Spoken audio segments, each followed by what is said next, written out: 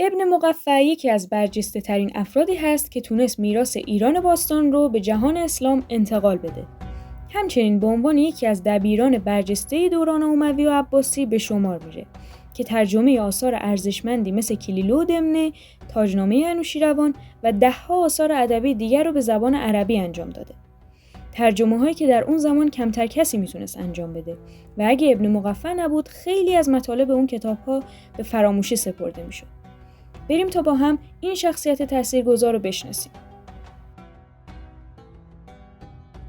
ابن مقفع یا روزبه در شهر جور یا فیروزآباد امروزی در سال 106 قمری به دنیا آمد. پدرش در اون زمان از طرف خلیفه مأمور گرفتن مالیات از مردم فارس میشه. اما ظاهراً تخلف انجام میده و خلیفه اون رو به شدت شکنجه میکنه تا جایی که دستش مقفع یا ناقص میشه. از اون زمان این عنوان روی خودش و پسرش روزبه میمونه. ابن مقفع در جوانی هم به زبان فارسی میانه یا پارسیک تسلط داشته هم به عربی و تا پایان دوران امویان زرتشتی بوده و مردم با نام روزبه میشناختنش.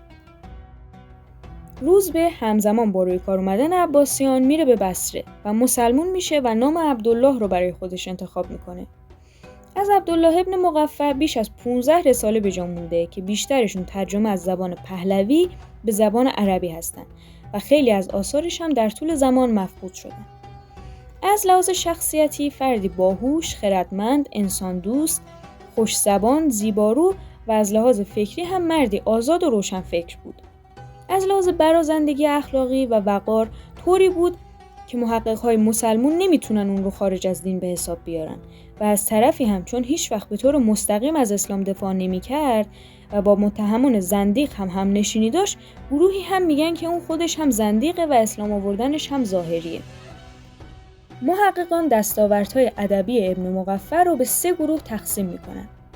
اول اون آثاری که برای معرفی فرهنگ ایران از پهلوی به عربی ترجمه کرده، مثل کلیله و دمنه، خداینامه، کتاب مزدک، کتاب التاج و غیره. دومین گروه اون آثاریه که برای معرفی فرهنگ یونانی ترجمه کرده، مثل کتاب‌های آنالوتیقا، قاطیقوریاس و غیره که این کتاب‌ها در زمان خسرو انوشیروان و با تشویق اون به زبان پهلوی ترجمه شده بود و ابن مقفع اومد این کتاب‌ها رو دوباره از زبان پهلوی به عربی ترجمه کرد. سوم اون آثاری هستن که خود ابن مقفع نوشتتشون، مثل ادب الکبیر، رساله الصحابه و غیره. آثار ابن مقفع دارای فصاحت و بلاغت بسیاریه، به طوری که ابن ندیم موقع شمردن کسایی که به بلاغت شهرت دارن اول از همه از ابن مقفع نام میبره.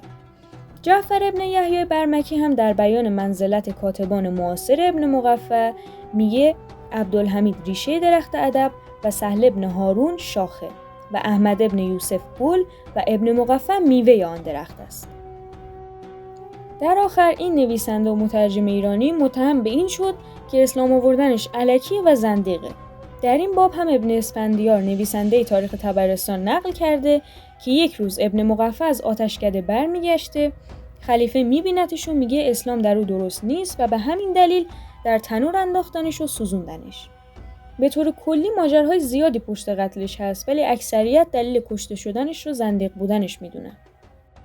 ممنونم که تا اینجای ویدیو همراهمون بودید. ممنون میشم با لایک و سابسکرایب از ویدیوهامون حمایت کنید.